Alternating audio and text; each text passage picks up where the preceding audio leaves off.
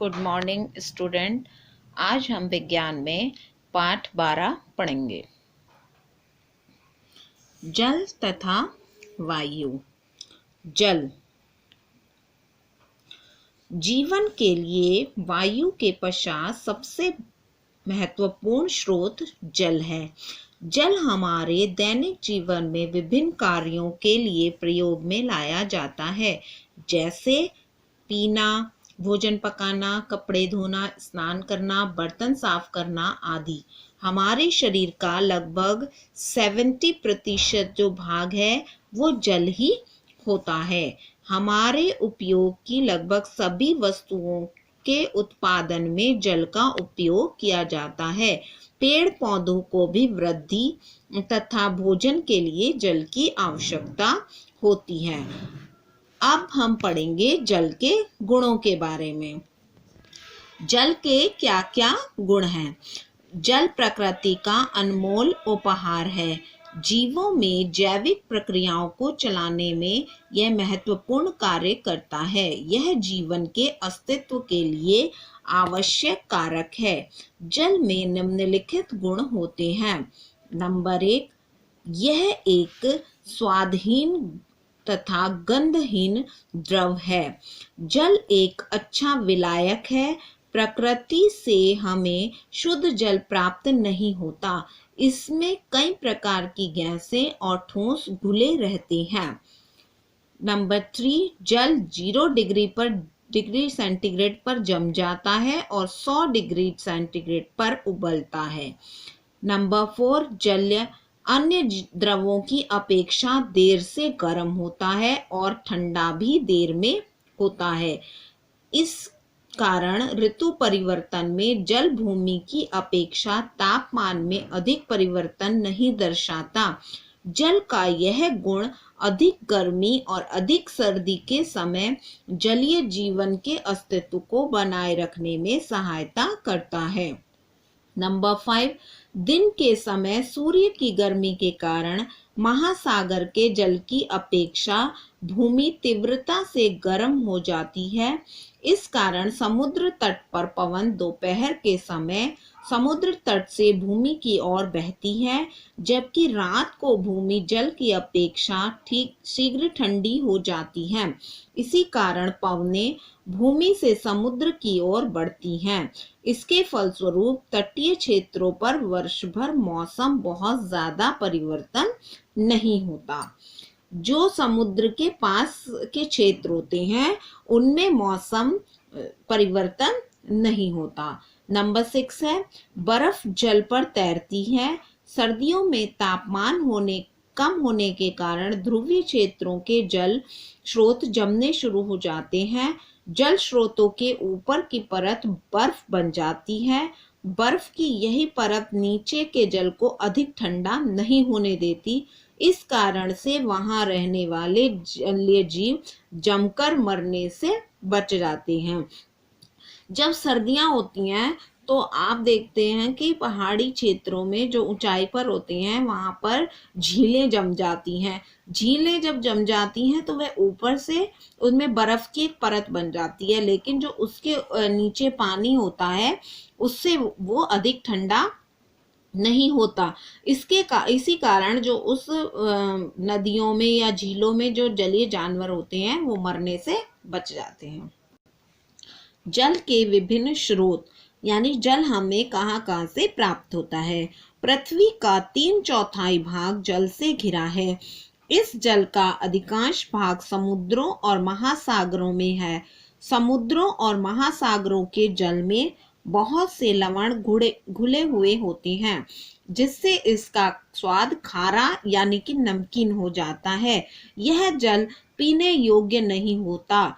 ना ही इस जल में कृषि तथा उद्योगों के काम में लाया जा सकता है, लेकिन इसके पश्चात भी महासागर हमारे उपयोग की जलापूर्ति करने में महत्वपूर्ण भूमिका निभाते हैं। सर्वाधिक जो जल है हमें वर्षा से प्राप्त होता है। जल के अनेक स्रोत तालाब, झील, नदी तथा कुएं आदि हैं। घरों में हमें जो जल है वो टोटियों से प्राप्त होता है। अब हम पढ़ेंगे जल के क्या क्या उपयोग हैं। जल में कार्बन डाइऑक्साइड और ऑक्सीजन गैसें घुली होती हैं। नंबर 2, जल मिट्टी में उपस्थित लवणों के लिए एक विलायक का कार्य करता है। विलायक मीन्स जिसमें सभी चीजें घुल जाती हैं। पौधे जल में घुले हुए लवणों को अवशोषित करके अपना भोजन बनाने में उपयोग करते हैं। नंबर 3, जल पौधे में भोजन, खनिज तथा अन्य आवश्यक पदार्थों के संचरण में माध्यम का कार्य भी करता है। नंबर 4, जल सिंचाई के लिए भी उपयोग किया जाता है। धान की फसल को अधिक जल की आवश्यकता होती है।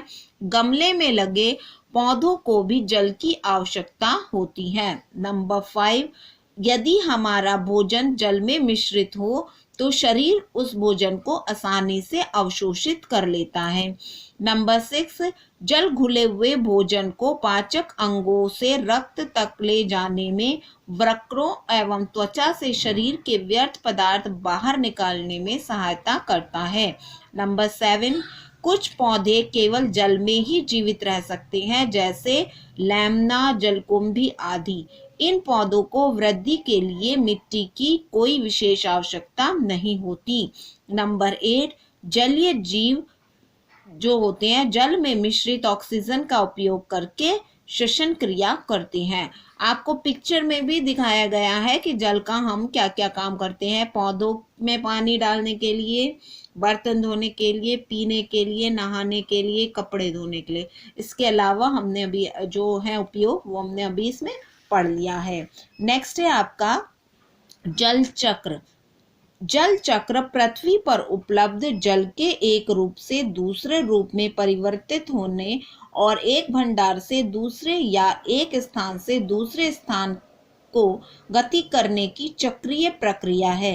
जिसमें कुल जल की मात्रा का क्षय नहीं होता, बस रूप परिवर्तन और स्थान परिवर्तन होता है। इसमें पृथ्वी पर उपस्थित जल सूर्य की गर्मी से वाष्प बनकर वायुमंडल में जाता है और फिर संघनित होकर बादल बनकर द्रव यानी वर्षा रूप में, ठोस बर्फ रूप में पृथ्वी पर बरसता है। हिम पुनः पिघलकर पुनः द्रव में परिवर्तित हो जाता है। इस तरह जल की कुल मात्रा स्थिर रहती है। जो जल पृथ्वी पर इकट्ठा होता है, सूर्य की गर्मी से वो वाष्प बनकर वायुमंडल में चला जाता है, जिससे कि बादल बनते हैं। बादल से वर्षा होती है या बर्फ के रूप में वो पृथ्वी पर दोबारा आ जाता है, और वर्षा के रूप में जल आता है या बर्फ है तो वो पिघलकर पुनः जो है द्रव में परिवर्तित हो जाती है, जिससे कि जो जल की मात्रा होती है वो स्थिर रहती है और ये चक्र निरंतर चलता रहता है। जल चक्र के लिए आवश्यक प्रक्रिया निम्नलिखित है। वाष्पन के लिए ऊष्मा का स्रोत। जल को वाष्प रूप में बदलने के लिए उसका गर्म होना आवश्यक है। समुद्रों और महासागरों के असीमित जल क्षेत्र को वाष्पित करने वाला ऊर्जा का एकमात्र प्राकृतिक स्रोत सूर्य है। यानी कि महासागर और सागरों का जो जल है वो जो वाष्पित होता है वो सूर्य की ऊष्मा से होता है। दिन के समय सूर्य की किरणें समुद्र, झीलों, नदियों, तालाबों और महासागरों से भरे जल पर पड़ती है। भूमि क्षेत्र भी इस ऊष्मा को ग्रहण करते हैं। इस ऊष्मा के फलस्वरूप यह जल निरंतर जलवाष्प में परिवर्तित होता रहता है। जल में घुले लवण शेष रह जाते हैं। पौधों द्वारा जल की क्षति। पेड़ पौधों को वृद्धि और विकास के लिए जल की आवश्यकता होती है। पौधे जल की कुछ मात्रा का उपयोग अपना भोजन बनाने में करते हैं तथा जल का कुछ भाग अपने विभिन्न भागों में संग्रहित कर लेते हैं। पौधे जल का कुछ भाग वाष्पोत्सर्जन क्रिया द्वारा जल वाष्प के रूप में वायु में मुक्त कर देते हैं। वायु में जल संघनन तथा वाष्पन क्रिया द्वारा प्रवेश करता है। घास की पत्तियों, लोहे व धातुओं के पृष्ठों पर ओस की बूंदें इकट्ठी हो जाती हैं। यह संघनन क्रिया द्वारा होता है। कृषि उत्पादन में बहुत बड़े पैमाने पर जल की आवश्यकता होती है। इसमें बड़ी मात्रा में जल की क्षति होती है। नेक्स्ट है बादल बनने की प्रक्रिया। बादल कैसे बनते हैं? जैसे जैसे हम पृथ्वी तल से ऊपर उठ जाते हैं, तापमान कम होता रहता है। इसी का प्रकार वायु भी जब ऊपर उठती है ठंडी होती है। पर्याप्त ऊंचाई पर पहुंचकर यह इतनी ठंडी हो जाती है कि इसमें उपस्थित जलवाष्प संघनित होकर छोटी छोटी बूंदों के रूप में रूपांतरित हो जाती है। ये बूंदें जल कणिकाएं कहलाती हैं। जल कणिकाएं ही वायुमंडल में बादलों के रूप में तैरती हुई दिखाई देती हैं। इस प्रकार बहुत सी जल कणिकाएं आपस में मिलकर एक बड़े माप की जल की बूंदें बनाती हैं। जल की यह बूंदें इतनी भारी हो जाती हैं कि वायुमंडल में नहीं रुक सकती और पृथ्वी पर गिरने लगती हैं। इन गिरती हुई जल की बूंदों को ही वर्षा कहते हैं। विशेष परिस्थितियों में ये जल कणिकाएं ओलों और हिमपात का रूप ले लेती हैं। हिमपात यानी बर्फ। समस्त भूपृष्ठों महासागरों के तल ऊंचे होते हैं, अतः वर्षा ओले या हिमपात के रूप में भूमि पर गिरा अधिकांश जल अंततः नदियों के माध्यम से महासागरों में ही वापस चला जाता है, क्योंकि जो नदियां होती हैं वो अंत में महासागरों में ही गिरती हैं। पर्वतों पर हिम पिघलकर जल में परिवर्तित हो जाती है। यह जल पर्वतों से झरनों तथा नदियों के रूप में नीचे गिरता है, और जो जल वर्षा के रूप में भूमि पर गिरता है तो वह नदियों और झरनों के रूप में बह जाता है। अधिकांश नदियां भूमि पर लंबी दूरी तय करके समुद्र और महासागरों में जाकर मिलती हैं। वर्षा का कुछ जल भूमि द्वारा सोख लिया जाता है। यह जल मृदा यानी मिट्टी द्वारा सोख लिया जाता है और जल भूमि पर धीरे धीरे नीचे रिसता रहता है। यह भूमिगत जल कहलाता है। कुएं झीलों के जल का स्रोत भूमिगत जल होता है। हैंडपंप और नलकूपों से खींचा गया जल भी भूमिगत जल से ही प्राप्त होता है। इस प्रकार वाष्पन और वाष्पोत्सर्जन द्वारा जलवायु में चला जाता है, बादल बनते हैं और वर्षा ओले और हिमपात के रूप में जल पुनः धरती पर वापस आ जाता है। जल के इस प्रकार के चक्रण करने को जल चक्र कहते हैं। वायुमंडल जल चक्र की सहायता से सभी जीवों के लिए जल की निरंतर पूर्ति करता रहता है। यह हमारे चारों ओर के तापमान को भी नियंत्रित करता है और ठंडा रखने में सहायता करता है। महासागरों का महत्व। महासागर का क्या महत्व है? महासागर और समुद्रों का महत्व। नंबर 1, महासागर जल चक्र का एक महत्वपूर्ण भाग है। नंबर 2, महासागर पृथ्वी की सतह पर पहुंचने वाली ऊष्मा का अधिकांश भाग अवशोषित कर लेते हैं। नंबर 3, महासागर साधारण नमक और आयोडीन के उच्च स्रोत हैं। नंबर 4, महासागर विभिन्न प्रकार के पौधे तथा जंतुओं के लिए उचित पर्यावरण उपलब्ध कराते हैं। इसे समुद्री जीवन भी कहते हैं। विभिन्न प्रकार के समुद्री जीवों को भोजन के रूप में प्रयोग किया जाता है। ये पोषक तत्वों के भी उच्च स्रोत होते हैं। अब नेक्स्ट है भारी वर्षा के परिणाम। भारी वर्षा के क्या परिणाम होते हैं, हम इसके बारे में पढ़ेंगे। वर्षा जल की प्राप्ति का एक महत्वपूर्ण साधन है। पृथ्वी के विभिन्न स्थानों पर वर्षा की अवधि, समय और मात्रा भिन्न भिन्न होती है। संसार के कुछ स्थानों पर वर्ष में केवल कुछ ही दिन वर्षा होती है। इसके विपरीत कुछ भाग ऐसे भी हैं जहां पूरे वर्ष वर्षा होती है। गर्मी की तपन के बाद वर्षा अत्यंत राहत प्रदान करती है। भारत में मानसून के मौसम में ही अधिकांश वर्षा होती है। यहाँ बहुत सी फसलों का बोया जाना मानसून पर ही निर्भर है। मानसून भारत की अर्थव्यवस्था का एक महत्वपूर्ण कारक है। लेकिन अत्यधिक वर्षा बहुत सी समस्याएं उत्पन्न कर देती है।